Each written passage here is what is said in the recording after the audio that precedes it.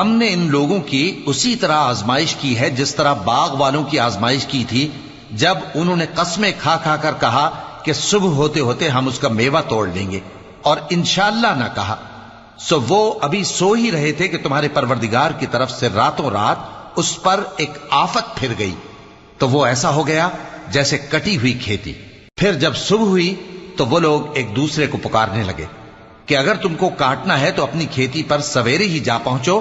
سو وہ چل پڑے اور آپس میں چپکے کہتے جاتے تھے کہ آج وہاں تمہارے پاس کوئی فقیر نہ آنے پائے، اور کوشش کے ساتھ سویرے ہی جا پہنچے، گویا پیداوار پر قادر ہیں۔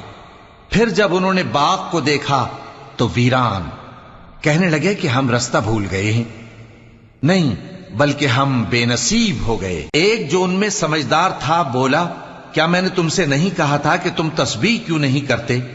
دوسرے کہنے لگے کہ ہم